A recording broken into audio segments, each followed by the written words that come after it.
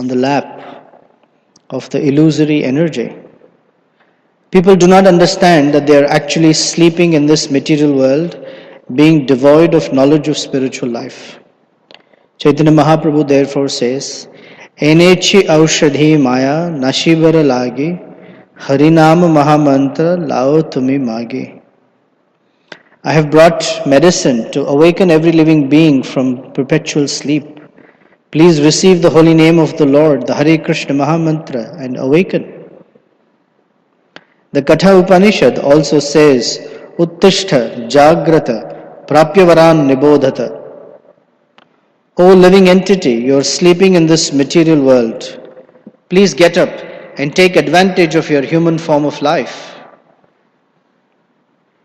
The sleeping condition means loss of all knowledge.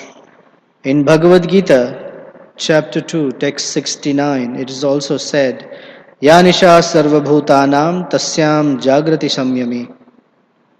What is night for all beings is the time of awakening for the self-controlled.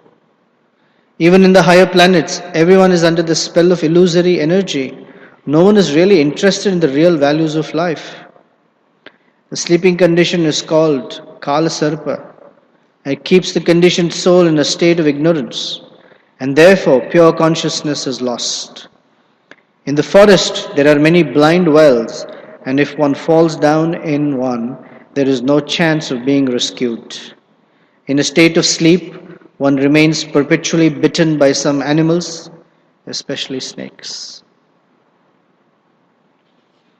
Om Ajnana Timirandhasya Jnananjana Shalakaya Chaksurunmilitam Yena Tasmai Shri Gurave Namaha. Shri Chaitanya Manobhishtam Sthapitam Yena Bhutale Swayam Rupa Kadamahyam Dadati Swapadantikam Vancha Kalpatarubhyascha Kripa Sindhubhya Evacha Patitanam Pavanebhyo Vaishnavebhyo Namo Namaha. Jai Shri Krishna Chaitanya Prabhu Nityananda Shri Advaita Gadadhar Shivasari Gaura Bhakta Vrinda. Hare Krishna, Krishna Krishna, Hare Hare, Hare Rama, Rama Rama, Hare Hare.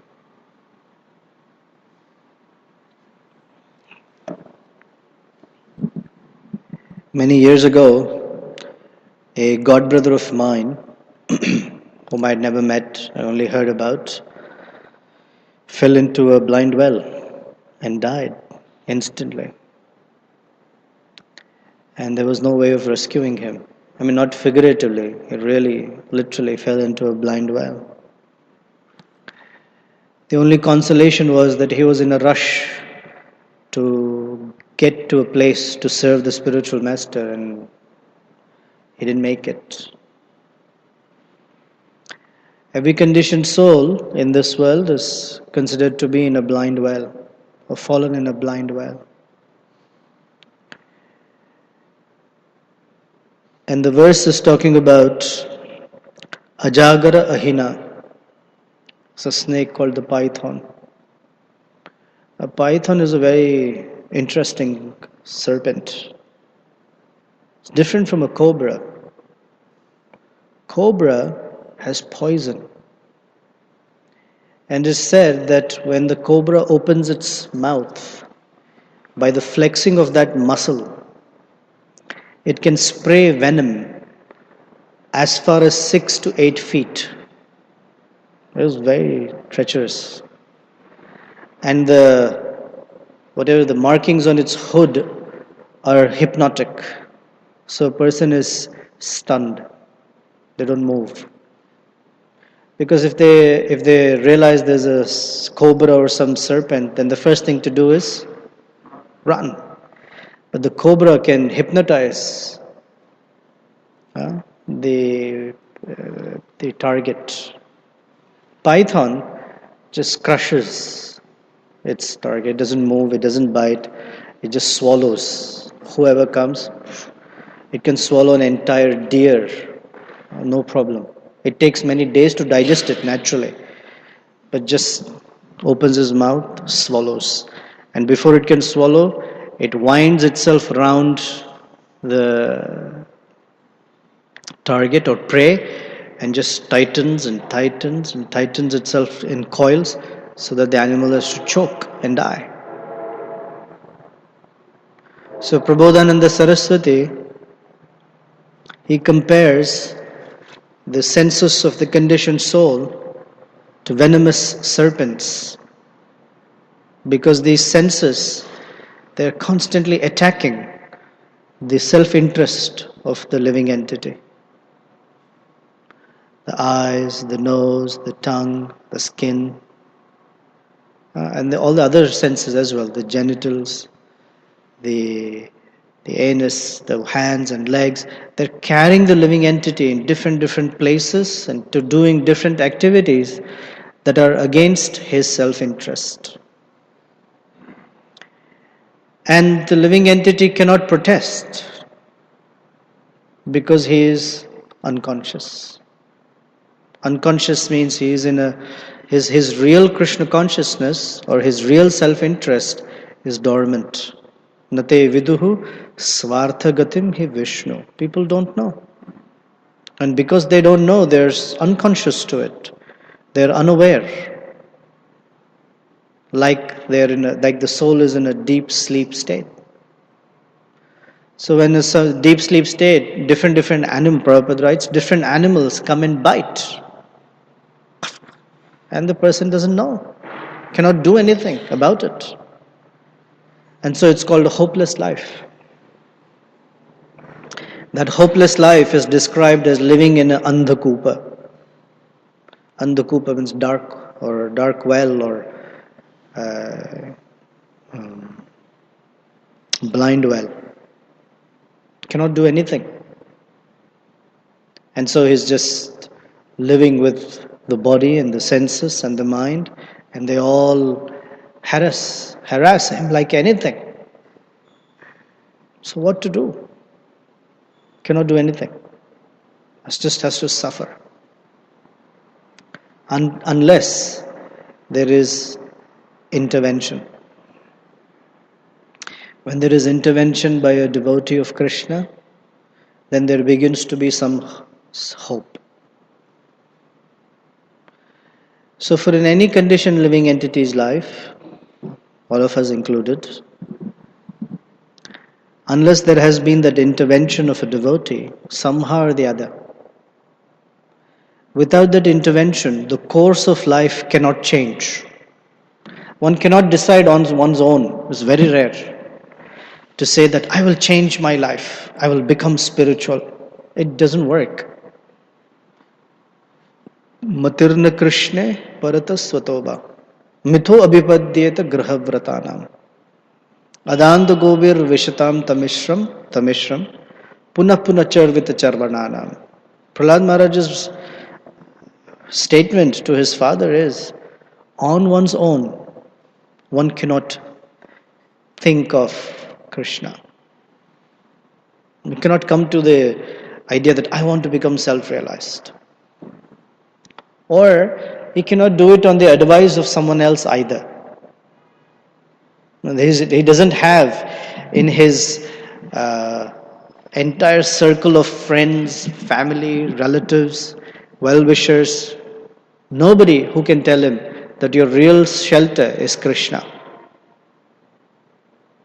Nor can they get together in conferences to solve the problems of the world and consider that that is the real solution.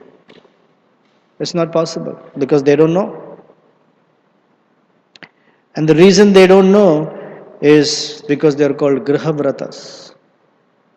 Grihavrata means, Vrata means vow. And Griha means household. So Grihavratas are those persons who have taken a vow or who are determined to find happiness in household life. Household life, it means, there is so much problem in my life, and unless I have a companion that can speak sweetly to me, there's a nice arrangement around where I have comforts of life, nice arrangements, children, kshetra kshetra suta apta vritter. Occupation. One believes that when these things are there, one's life is not so distressful. Because when there is a house, there is a sense of security, shelter, comfort. Kshetra, some land, some area that they can call theirs, some property, farm, whatever.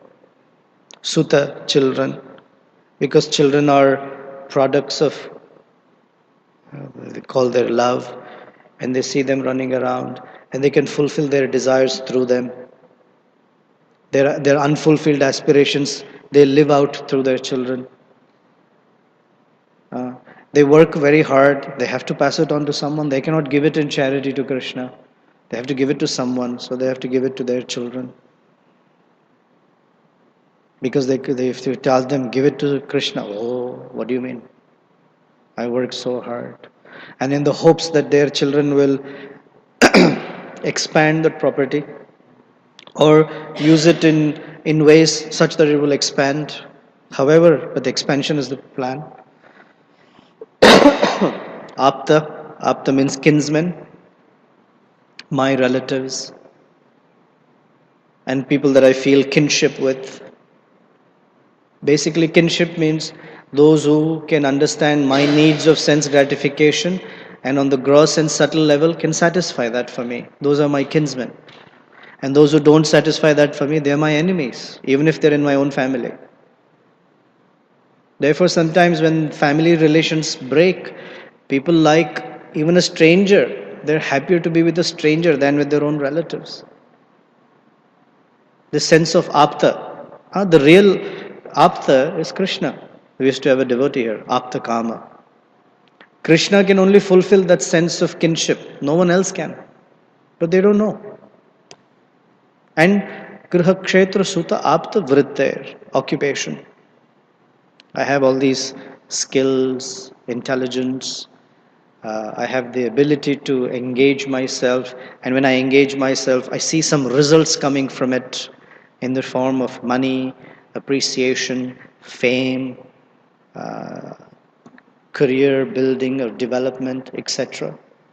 These things engage my mind and senses very well. And so I feel the person thinks that these things are the happiness of life.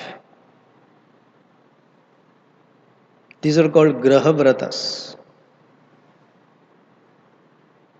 where Krishna is absent.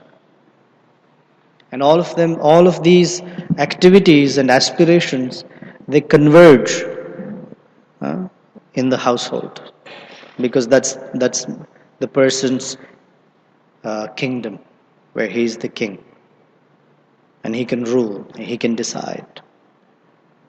Yesterday I went to someone's house, and they apparently their wife had put a little plaque on the wall that says, in this household, the opinions of the husband are not usually supported by the management. But he thinks that is his kingdom. Or another man would say to his friend, he asked him, who's the boss in your house? He said, I am the boss in my house, and I have permission to say so. So he falsely thinks that is his kingdom and he can control. So he feels the sense of shelter. Because without this, there isn't anything for him or her, whoever. There is nothing. So the only thing that can remove this false sense is the shelter of Krishna. And that transformation requires the intervention of a devotee. Until then, this soul, the living entity, is considered to be sleeping on the lap of Maya. So there's a beautiful song Bhaktivinoda Thakur has written. Jeev jago, Gora Chandra bole. Lord Gaurachandra is calling out, oh living entity, sleeping soul, wake up. Oh sleeping soul, wake up. So literally the song is applicable to Bhagavatam class. It's applicable to life as well, right? Because in Bhagavatam class, after waking up, we fall asleep. This is what's it called? Double whammy. So Jeev jago, Gora Chandra bole, Enechi Aushadhi Maya. Oh, sorry. Jeev jago, Gora Chandra bole, Pisha Chira Kole. Was the Kota Nidra. There you go. Kata Nidra Jao Maya Pisha Chira Kole. Sorry, it's written here. So how long will you be sleeping on the lap of this witch called Maya? Pishachi. Pishacha is a ghost or a witch. What is the significance of a ghost? A ghost has the ability to possess someone's mind. Have you seen someone possessed? No? I'm happy you haven't seen anyone possessed. I've met persons who have been possessed, and they really act out like an. So he's saying, how long will you sleep on the lap of Maya? And so Lord Chaitanya says, I have brought the medicine by which the spell of this witch will go away. Enechi Aushadhi Maya. Aushadha means medicine. Aushadhi Maya. Aushadha means medicine. So it's like having medicine at home that is really effective, but unless we take it, it won't work.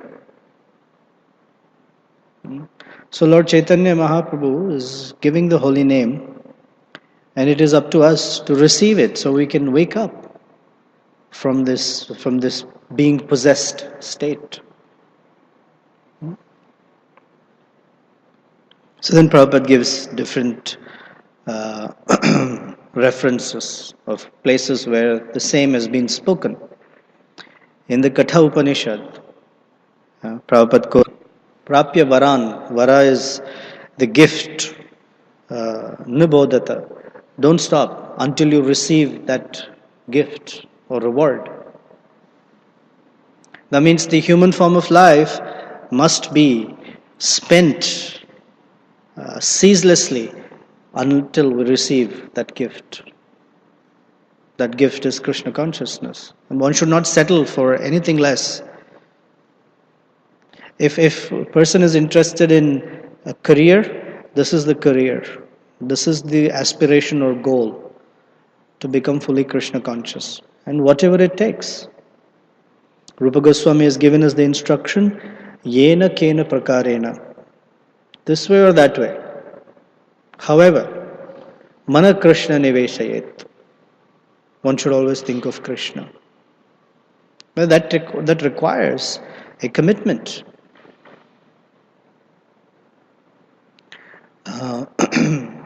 From our side,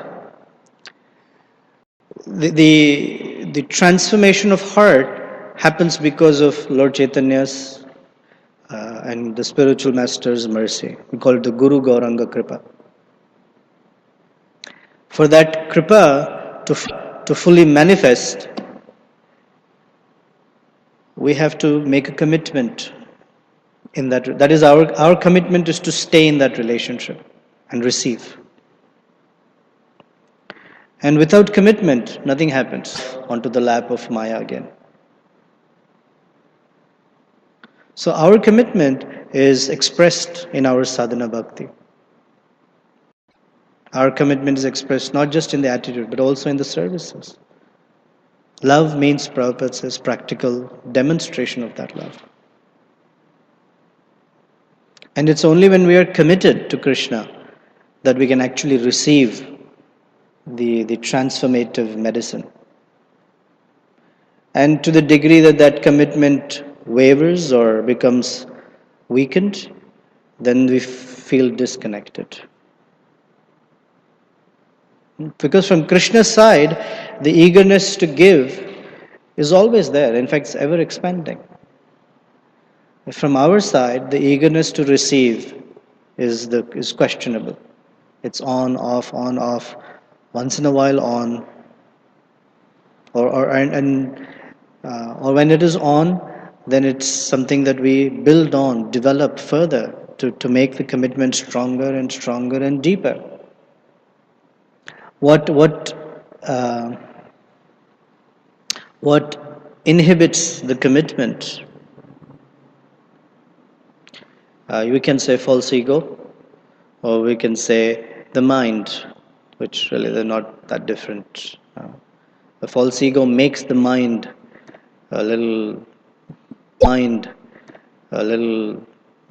or something value. I'm at least what am I?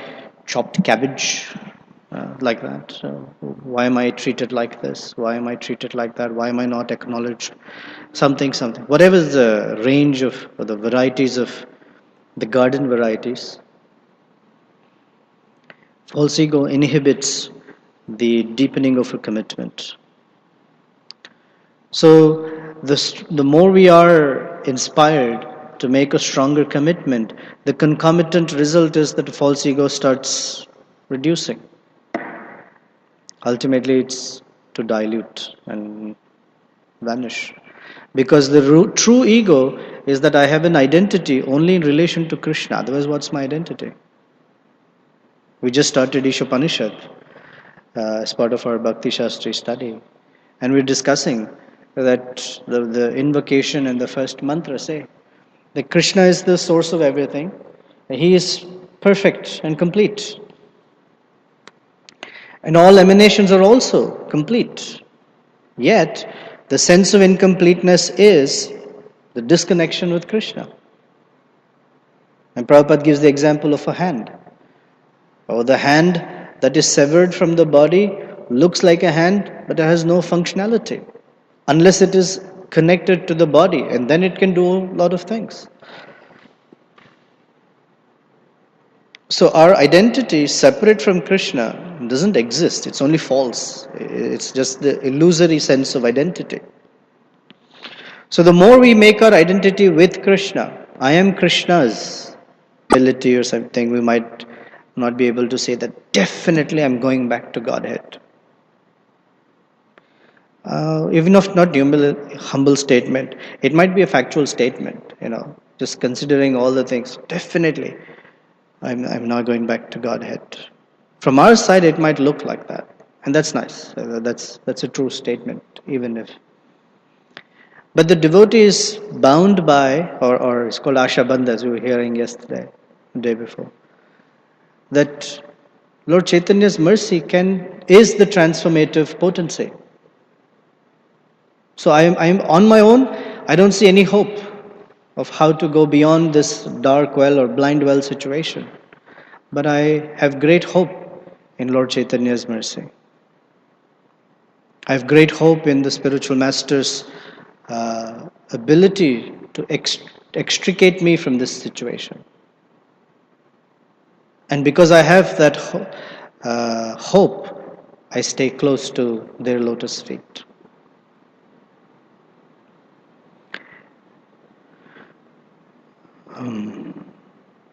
In the forest, there are many blind wells, and if one falls down in one, there is no chance of being rescued. Rescued means that no one else can help. Unless there is, like I said, the intervention by a devotee of Krishna. Only a devotee of Krishna can rescue a person from a blind well. So that's Prahlad Maharaja's instruction. Hitvatma papam grihamandakupam vanam gatoyam harimashrayeta. Unless one is taking shelter of Hari, he says Vanam, Prabhupada translates as Vrindavan. One should go to Vrindavan and take shelter of Krishna. Then one can come out of this blind well. Otherwise one cannot come out. Try what they can.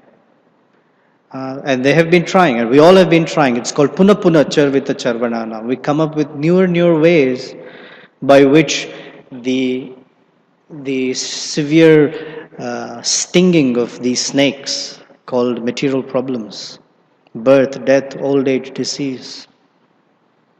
No solution. Here's an interesting thing. In science or PhD course or whatever, it takes many months to first define the problem.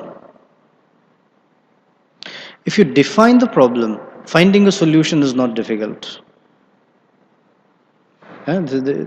So even in business, there are so many issues happening, and managers or persons, they spend a lot of time just framing what is the problem we're trying to solve.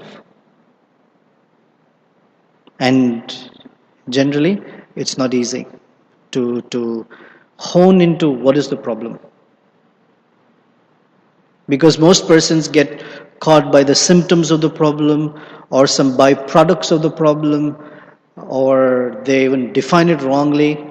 So they spend so much time in trying to define what is the problem.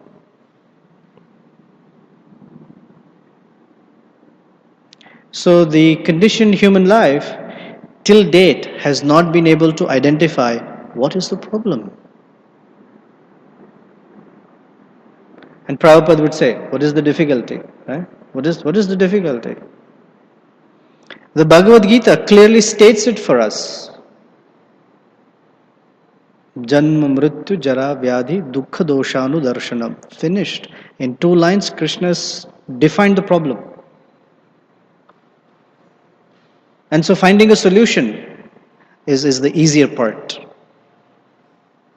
But unless one comes to the Bhagavad Gita or Krishna's words, or the words of the Acharyas, one will not even know what they're solving. You ask any person out there, what are you solving? What problem are you solving? And you can be dead sure that they're solving a problem that they don't know what they're trying to solve. They're only trying to find a solution to some symptomatic issue. So how will they, even if they say disease is a problem, their solution to disease is what? Clear the symptoms. If the symptoms don't clear, just clear the organ, remove it out. True? Yeah. Gallbladder not working, no problem, take it out. Pancreas not working, no problem, take it out. Whatever organ. Stomach not working, take it out. This not working, take it out. There's something else not working, oh, take it out, no problem. What is this? As if the problem will go away because the organ went away. Disease doesn't go away because the organ went away. In fact, more problems manifest from it. Or you have to live with something for the rest of your life, which is a compromise. Forget medicine, something else. Pick any situation, and all people are looking at is the symptomatic amelioration or removal of some symptom. But no one can say, this is the problem, Prabhu. You have a material body. That is the problem. And unless you rectify that situation, you'll have one more in some other species. Then you can't even go to a doctor. How does a fish go to a doctor and say, help me, my fins are stuck? Right?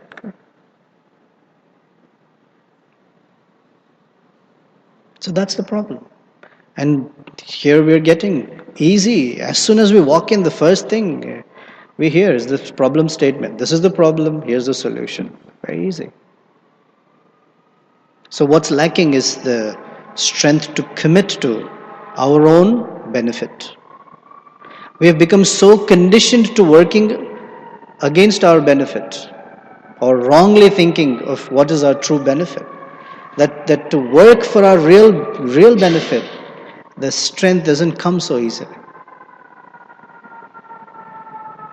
So, I'll pause and see if there's some questions, comments. Rasika Manjari, is there a mic? Anyone else? So I can, Dr. Luke, Glenn. I'm trying to understand the comment you made about like making it a mental exercise. Yeah. Like to think that, oh, I'm a servant and it's a mental exercise. So um, I don't understand it because, like, when we read Prabhupada's books, or for me, it seems like when we're reading, the process of just understanding, or even you just saying that statement, it seems like then it's just a mental adjustment. Like, even to understand that Krishna's mercy is, causeless, and it will happen whenever he wants to give and in whatever proportion. Um, like, if we may not be seeing a result, or we're just going in the direction of, looking for the result, um, we can pause and say, okay, we can realign, but I'm not able to see that as a mental adjustment, because I feel like you're realigning your heart as well and emotions to the situation. So That is why is correct. it a mental adjustment? So when there is proper alignment, my point of, I think I explained it, but my point of just saying I'm a servant doesn't necessarily take one out of the situation or difficulty, unless, like you said, the rest of it, the package also comes, the heart's also aligned. And the heart aligning is not just that in that situation that I feel I'm a servant, but how we chant in the morning, when we're singing the prayers, that sense of servant should be um, instilled more strongly each day. Then the alignment that, oh, I should be a servant in this situation is easy. If that's not there, just to say, I'm a servant, will not cut it. One will continue suffering and saying, I'm a servant, I'm a servant. It'll come to a point to say, I don't want to be a servant anymore. Enough. You understand? So the rest has to come in. It's a, I don't want to say it lifestyle, but what else? What all we do is also part of that package, so that in that situation, that alignment is easy, or it makes sense. If say someone's not chanting properly at all, something, someone's not attending the program, some not hearing properly, or and for them in that situation, if you tell them you have to be a servant, Prabhu, he won't sit. Oh, I have to be a servant? All right, I'll just resign and say I'm a servant. But that won't bring Krishna consciousness. That's my point. So other pieces are necessary for that alignment to happen. I have another question. Yeah. Maybe it's the same answer, kind of related. So sometimes we see that persons have such a strong service mode, or at least it seems like really genuine externally, or the way we can perceive it. But at the same time, the kind of enthusiasm may not be there with sadhana. And since those are the two elements for the commitment in the relationship, how to even understand it? Because it seems like for one to happen, the other also has to happen. So how is it that one can have that without being equally enthusiastic with sadhana, or vice versa? There's some persons who are just looking at the sadhana aspect, but when it comes to, like, many times we say, okay, can you do the service? And it's like, oh, I have to chant my japa. And like, they Well, just ask for service. um, yeah, the question is, it seems that the enthusiasm is, I'm using the word compartmentalized. I may have enthusiasm for some service, but the same enthusiasm doesn't manifest in japa or sadhana. Or on one hand, when I'm chanting, I'm requesting, please engage me in your service. And if some service does come, that's like, not right now, or something. Is that? So,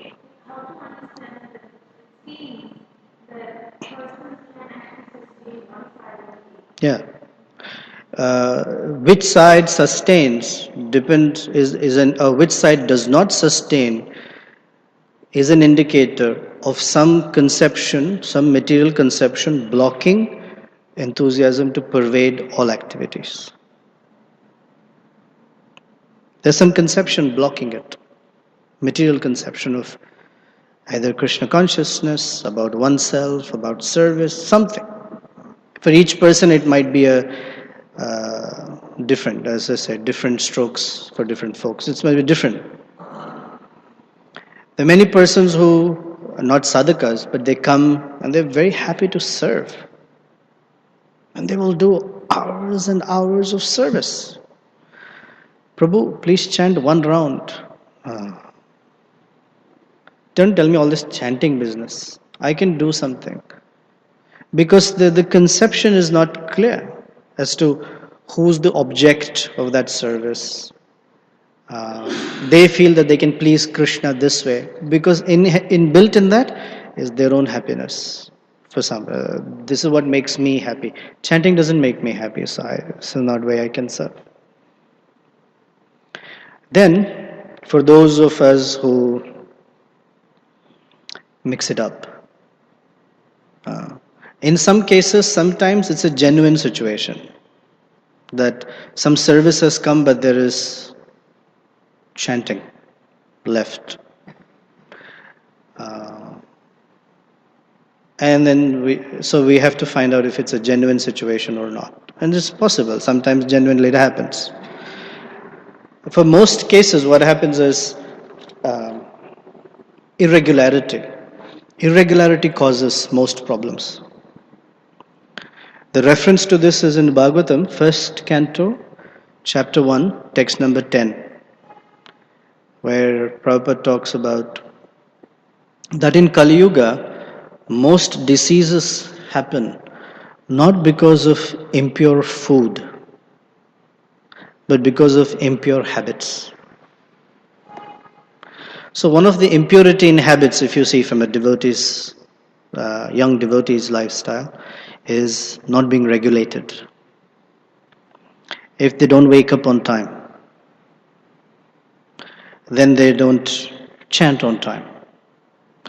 Or if they have had, even if they wake up early, but they have not had proper rest or enough rest, or the night was late night into something, this thing or that thing, then they can't finish their japa or something and they fall asleep or they feel tired, something. And then the next, the way the day is built, that doesn't stop, but things move. And then the devotee has to figure out little gaps of time to catch up, etc. So the first order of business is to somehow get back into regulation. Otherwise, these things carry over. And I'm sure that those devotees, once Gauranga Prabhu in a funny way explained this. If you ask the devotee, how do you feel saying no to a service? Inside it's like not the best feeling, but they're caught between a rock and a hard place. I got to finish this, I also have to do this. What do I say no to?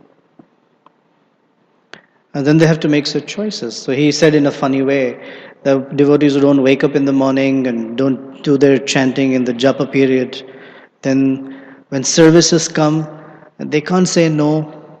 They shouldn't be saying no, so they have to do this service. And while they're doing their service, their mind is on the bead bag. Oh, I have to chant my rounds. I have to chant my rounds. Let me finish this. I have to chant my rounds. So he's not thinking, this is for Krishna. This is for Krishna's pleasure. May Krishna be satisfied that my heart is clear. Attention is on, I have to finish my rounds. So he doesn't complete this service or leaves it half done or something, half-hearted, and runs to his bead bag. Hare Krishna says, I didn't do that service properly. I didn't do that service properly. Or there's service to do. I'm chanting here. Everyone is serving. I'm chanting here. Hare Krishna. So he's miserable there. He's miserable here. But so what happens at the end of it is somehow move the 16 from here to here. Okay, at least I've done that. I can sleep without guilt. The beads have moved. I've kept my commitment. So then devotee doesn't feel happy. So again, the solution is somehow get back to sleeping on time, waking on time, sleeping on time. It's a simple thing, but very difficult for most people to do. Because there's something or the other happening. The urge to chat with another devotee, solve this problem, take care of that thing, whatever comes in the way. That's what many times. So you see the enthusiasm becoming compartmentalized or dwindling or not manifesting until things happen in place and in proper order. Of course, there may be persons who just don't like this or that. That is also possible. But giving everyone the benefit of doubt as a practicing devotee that yes, I'd like to serve Krishna. That's why I'm chanting. That's why I am in the association of devotees. It should be a given. But the problem, um, generally, I was told that the problem is the limitation is not in will, the limitation is in time, meaning it's situations that limit their abilities. The will is there. Oh, I want to. Nobody will say, I don't want to serve Krishna. Does that address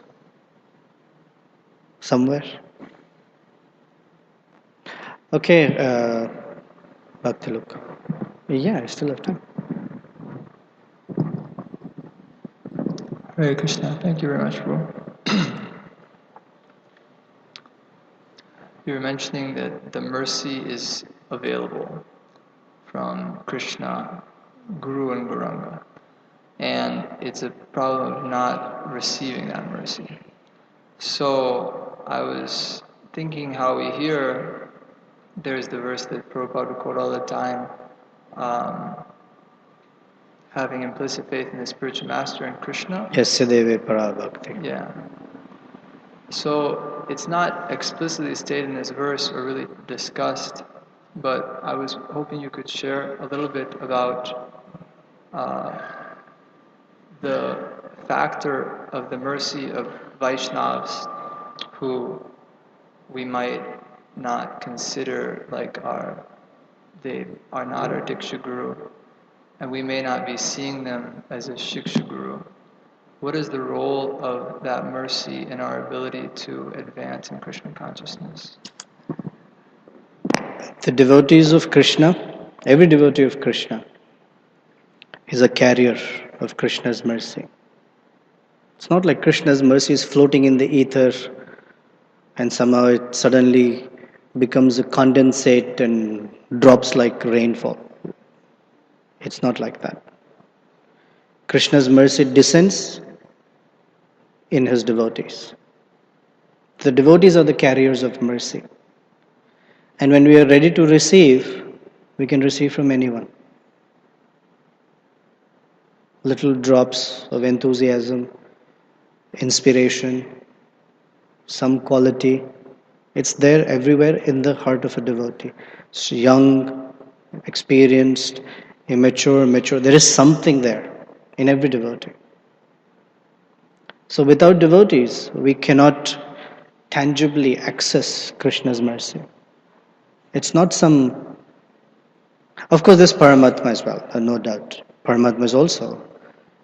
But our access to Paramatma is not so easy. The devotees are the live persons that we interact with to access that mercy of Krishna. And another factor is that it's not that only Diksha Guru gives mercy. It's not. Everyone is supporting the Diksha Guru. No doubt. Everyone is. But everyone is carrying Krishna's mercy. And the Diksha Guru is happy when devotees take that mercy that Krishna is providing. Sometimes Krishna provides mercy from a non-devotee. Because if it comes from devotees, we might not happily take it. Sometimes it comes from outside. However, Krishna can give it any way he likes. Sometimes some lessons come from non-devotees. Of course, not that every lesson of Krishna consciousness comes from there. Some small things. You know the story of Prabhupada in the airport with Satswarup Maharaj.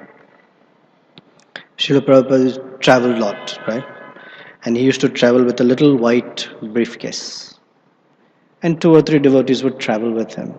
So there was a situation where they were at the airport and the devotees, as usual, were running late or something was happening. And Prabhupada was at the counter.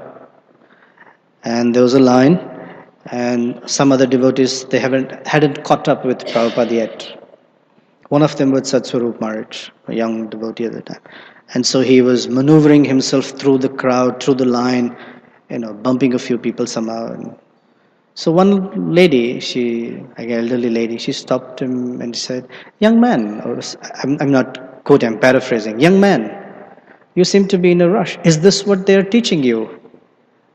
Or something like that. That he said immediately helped him that, oh, I'm in public and my behavior is a reflection of what Prabhupada is teaching. He said that helped him just quietly stand in line, for example, like that. Yeah. Okay. Okay. Thank you. Okay, Bhakta Glenn.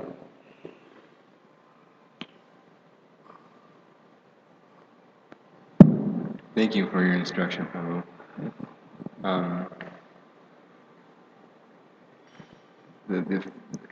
When someone is in need of Krishna, well, we're always in need of, I don't know quite how to phrase this, because we're all in need of Krishna's mercy.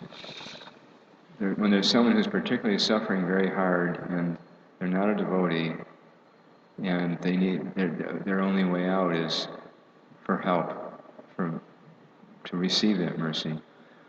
And on the other hand, our instruction, and maybe they're really a very faithless person, but on the other hand, we have this instruction that it's offensive to instruct a person who's faithless, and then including and making it more problematic is how does one know who's faithless or who's conditioned, but there's some faithfulness or openness? Yeah, we don't know. So it's not like only devotees need help, even the atheists need help. Everyone needs help. In one meeting, Vaisheshika Prabhu had gotten all of us to chant in the middle of the kirtan, chanting, and he broke into Hare Krishna, I need help. It made everyone loudly sing out, I need help, I need help. So everyone needs help. There's no one who says, I don't need help. As a devotee, the maturity of a devotee will tell how to help someone. And when you approach them or somehow, if they're faithless, that will also come out. It cannot be hidden, Just as the faith of a devotee cannot be hidden. You cannot act faithless even if you go out somewhere. Right? How can you be like that? Suppose you wear shirt, pant, take off tilak, wear a tie and suit. Will the devotional aspect hide? It will come out. It will come out somewhere or the other in the way we speak. If nothing else, as soon as you sit at the dining table, it has to come out. Right? Someone will bring a plate of meat. You can't say, I'll be quiet, and it will come out. Similarly, for a faithless, it does come out constantly, it is pouring out. So there are ways to know. You have to simply ask them, you need help, what are you doing? And they will tell you what they're doing, will tell you whether they have faith in Krishna or not. And when they don't have faith in Krishna, Prabhupada says to the offense, the 9th offense, preaching to the faithless, he said, devotees take a risk. Although it says that we should not, the devotees take a risk because deep down they understand Krishna's real heart. He wants everyone to get his mercy. So the devotees put their neck on the line for someone else. And Krishna is very happy with that. Now, we only put our neck on the line to the degree that we know how to work that risk. So prasadam, risk-free. Just give prasadam. Of course, someone may can throw that also. But prasadam. You give instruction, that is also sweet, but they will not take that sweet. They will take the edible sweet, not the potable, audible sweet. Because in general, people are, what's the first level of consciousness is called Annamaya. Annamaya means base, everything has to be related to food. So that's the way things go in. You say anything at a level, this is lower than this. Anything higher they can't access. This is the highest. So that's later. Okay, Jitendra Prabhu, last final comment and we'll finish.